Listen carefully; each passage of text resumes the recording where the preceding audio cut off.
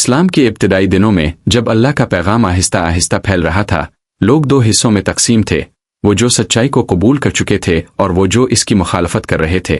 مومنوں میں صبر، اللہ پر بھروسہ اور اخلاقی طاقت ان ستونوں کی مانند تھے جو ان کے دلوں کو مشکلات کے سامنے مضبوط رکھتے تھے۔ ایسے ہی ایک مومن ابو ہریرہ رضی اللہ عنہ تھے۔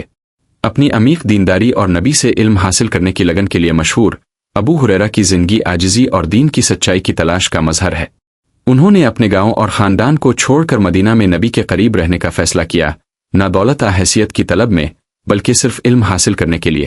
ہر دن وہ حضور کی تعلیمات کو توجہ سے سنتے، ان کے اقوال اور اعمال کو یاد کرتے، جانتے ہوئے کہ ہدایت صرف اخلاص اور محنت کے ذریعے حاصل کی جا سکتی ہے۔ مدینہ کی زندگی سکون سے بھرپور تھی، لیکن آزمائشیں ختم نہیں ہوئیں۔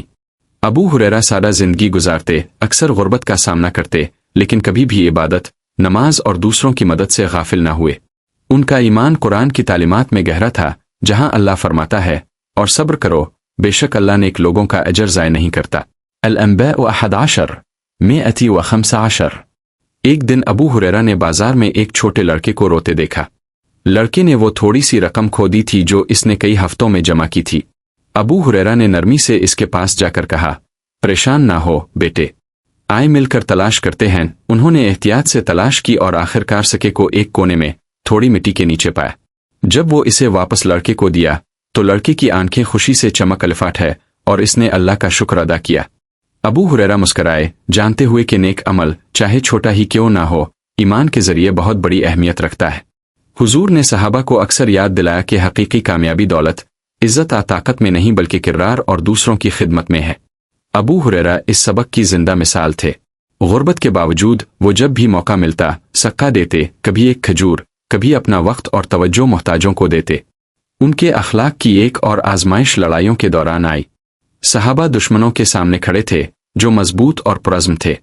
ایک خاص جنگ میں ابو ہریرہ موجود تھے، نہ تو شہرت کے لیے لڑنے بلکہ اللہ کے بندے کی حیثیت سے حوصلہ بڑھانے، پانی پہنچانے، زخمیوں کی دیکھ بھال کرنے اور دوسروں کو صبر اور استقامت یاد دلانے کے لیے۔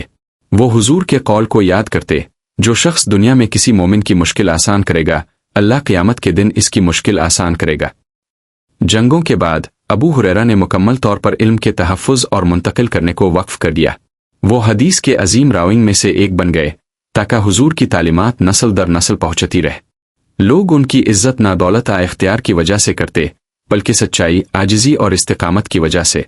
ان کی زندگی ہمیں یہ سبق دیتی ہے کہ صبر، اخلاقی مضبوطی اور دوسروں کی خدمت ایک کامیاب زندگی کی بنیاد ہے۔ ایک اور واقعہ میں ایک مسافر مدینہ آیا، تھکا ہوا اور بھوکا، اور کوئی نہیں تھا جو اس کی مدد کرے۔ ابو ہریرہ نے اسے اپنے سادہ گھر میں خوش آمدید کہا، اپنا کھانا اور پانی پیش کیا، حالانکہ ان کے پاس بہت کم تھا۔ مسافر حیران ہو کر پوچھا، جب آپ کے پاس اتنا کم ہے، آپ اتنا کیوں دیتے ہیں؟ ابو ہریرہ نے جواب دیا، جو دولت ہمارے پاس ہے وہ اللہ کی ہے۔ وہ ہمیں یہ امانت دی ہے کہ ہم اسے جمع نہ کریں بلکہ محتاجوں کی مدد کریں، اور دینے میں ہم واقعی اللہ کا اجر پاتے ہیں۔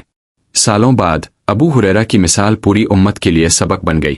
علماء، طلباء اور عام لوگ ان کی زندگی کو دیکھ کر سمجھ گئے کہ اخلاق، مہربانی اور ایمان ایک دوسرے کے ساتھ جڑے ہوئے ہیں۔ انہوں نے سکھایا کہ دولت ایک وسیلہ ہے، قدر نہیں، اور علم بغیر عاجزی کے مکمل نہیں ہے۔